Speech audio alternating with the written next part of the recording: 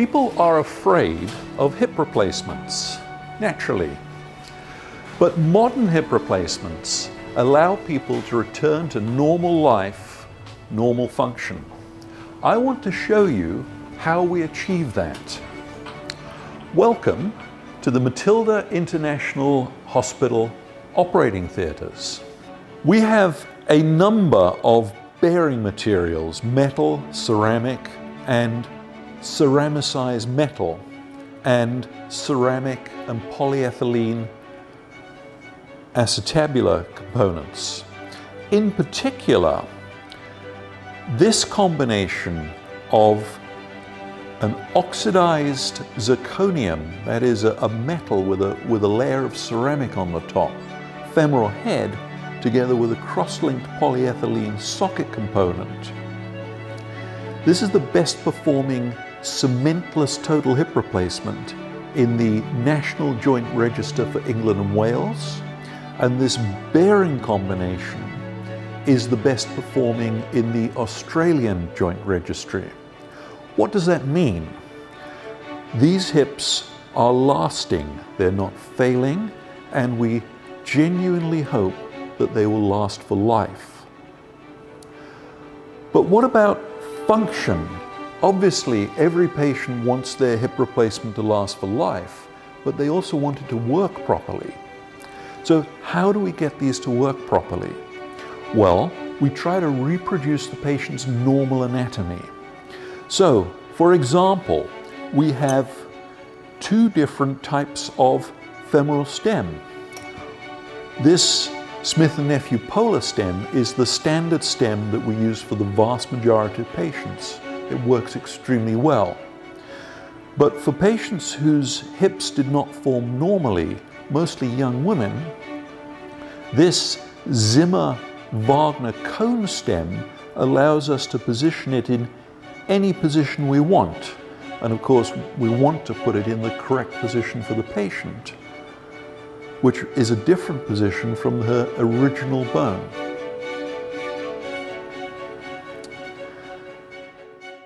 So we have a whole range of sizes of the implants. Here I am testing the fit of this acetabular cup, and 54 millimeters is the correct size for this particular patient model. There's a 54 millimeter definitive cup, and we need to position that exactly in the correct anatomical position. So I have some simple devices to help me with this. An aerial and a very simple but accurate inclinometer, which is a form of spirit level. So I'm thus able to position that metal cup in the patient's pelvis very precisely. And then I can put one of my trial liners into it.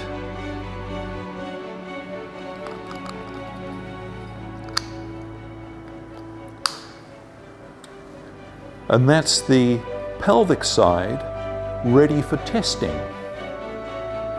Femur or thigh bone, we have a large range of sizes. There's the smallest for a patient about 5 feet or less, and there's the biggest for a patient who'd be much over 6 feet. Once we've positioned this femoral trial in the patient's thigh bone, we can attach a trial femoral head, and as you can see, we have a whole range of them, and test the range of motion and stability to check it doesn't dislocate and that the patient's leg is the correct length. At this point, we take an X-ray during the operation. X-ray allows us to check the size and the position of the implants is as intended. So once we're happy with the trial implants, we can take out the trial implants and replace them with the definitive implant. So we remove the trial component, place the definitive component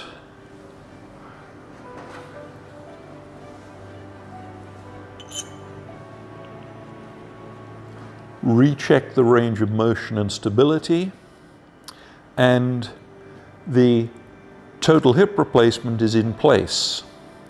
Finally, we stitch the tendons back to the bone, stitch the incision closed, apply a waterproof dressing, and the patient will be awake about 10 minutes later, and usually walking the same day or the very next morning.